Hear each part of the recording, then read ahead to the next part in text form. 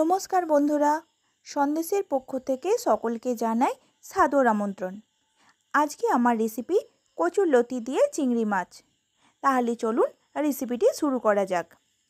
বাজার থেকে কিনে আনা কচুরলতি ভালো করে আঁশ ছাড়িয়ে নিয়ে সেগুলি অল্প লেবু দিয়ে হালকাভাবে সিদ্ধ করে নিয়েছি এবং আগে থেকে নুন হলুদ মাখিয়ে রাখা চিংড়ি মাছগুলো কড়াইয়ে তেল দিয়ে হালকা করে ভেজে নিয়েছি এবং তাতে আর একটু তেল দিয়ে কালো জিরে ফোড়ন দিয়ে এবং তাতে চিড়ে রাখা কাঁচা লঙ্কা এবং গ্রেট করে রাখা রসুন দিয়ে ভালো করে নেড়ে চেড়ে নিয়েছি এবং সেগুলি যখন ভালো করে ভাজা হয়ে গেছে চিংড়ি মাছগুলোও আরেকটু ভালো করে ভেজে নিয়েছি এবং আধ সিদ্ধ রাখা কচুরলতিগুলো দিয়েও ভালো করে ভেজে নিতে হবে এবং যখন কচুরলতিগুলো ভাজা হয়ে যাবে তখন উপর থেকে নুন,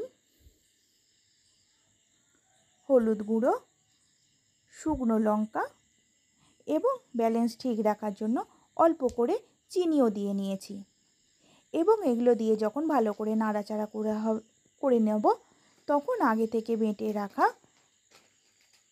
সর্ষে এবং কাঁচা লঙ্কার পেস্টটা দিয়ে নিয়েছি এবং পেস্ট ধুয়ে রাখার জলটাও দিয়ে নিয়েছি।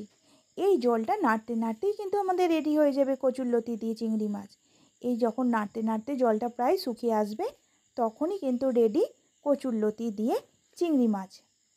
যদি এই রান্নাটি আপনাদের ভালো লেগে থাকে তাহলে বাড়িতে অবশ্যই ট্রাই করবেন। কেমন হয়েছে জানাতে ভুলবেন না কিন্তু। আর যদি ভিডিওটি ভালো লেগে থাকে তাহলে চ্যানেলটা সাবস্ক্রাইব করে পাশে থাকা বেল আইকনটি প্রেস করে দেবেন। তার নিত্য নতুন রেসিপি পেতে এবং সবার আগে আপনার কাছে পৌঁছে যেতেই বেল আইকনটি প্রেস করবেন। Thank you.